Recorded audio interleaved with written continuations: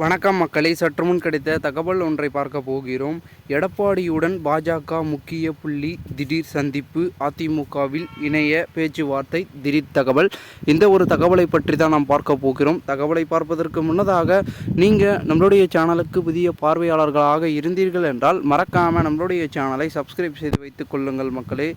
தற்பொழுது பாஜக கட்சியில் இருந்து விலகி அதிமுக கட்சியில் சேர்ந்து மீண்டும் அதிமுக கட்சியில் இருந்து விலகி பாஜக கட்சியில் இணைந்த முன்னாள் ராஜ்யசபா உறுப்பினர் மைத்ரேயன் அவர்கள் அதிமுக கட்சியின் பொதுச் செயலாளர் எடப்பாடி பழனிசாமி அவர்களை சந்தித்து பேச்சுவார்த்தை நடத்தியுள்ளார்.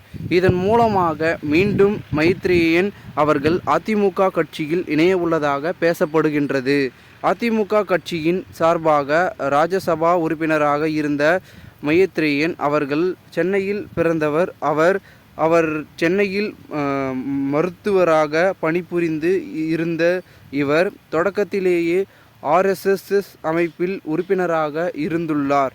பின்னர் அடுத்து பற்பல வித பதவிகளை வகித்து மைத்ரேயன் அவர்கள் கடந்த 2000ஆம் ஆண்டு பாஜக கட்சியில் விலகினார். பின்னர் அதிமுக கட்சியில் இணைந்த மைத்ரேயன் அவர்களுக்கு ராஜ்யசபா உறுப்பினர் பதவியும் அதிமுகவில் கட்சி வழங்கியது. இதனையடுத்து முன்னாள் முதல்வர் ஜெயலலிதா அவர்கள் மறைந்த பின்னர் ஒரே கட்சியாக இருந்த அதிமுக கட்சிக்குள் இடையில் பிளவும் ஏற்பட்டது.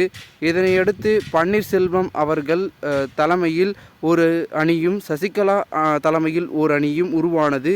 இதில் மைத்ரேயன் அவர்கள் பன்னீர்செல்வம் அவர்களின் தலைமையிலான அதிமுக அணியில் இணைந்தார். பின்னர் மீண்டும் 2023ஆம் ஆண்டு அதிமுக கட்சியில் விலகிய மைத்ரேயன் அவர்கள் பாஜக கட்சியில் இணைந்தார். இந்த நிலையில் எடப்பாடி பழனிசாமி அவர்களை மைத்ரேயன் அவர்கள் சந்தித்து பேசியுள்ளார். இது அரசியலில் பெரும் பரபரப்பையும் ஏற்படுத்தியுள்ளது என்றும் கூறுகிறார்கள். பெரும் எதிர்பார்ப்புடன் 2023ஆம் ஆண்டு பாஜக கட்சியில் இணைந்த மைத்ரேயன் அவர்களுக்கு பாஜக கட்சி முக்கியத்துவம் கொடுக்கவில்லை என்பதால் இவர் மீண்டும் பாஜக கட்சியில் இருந்து விலகி அதிமுக கட்சியில் இணைய உள்ளதாக கூறப்படுகிறது. இதற்காகத்தான் மைத்ரேயன் அவர்கள் எடப்பாடி பழனிசாமி அவர்களை சந்தித்து பேசியுள்ளார் என்றும் கூறப்படுகிறது. மேலும் இந்த ஒரு தகவல் என்பது தற்பொழுது வெளியாகி பரபரப்பையும் ஏற்படுத்தி இருக்கிறது.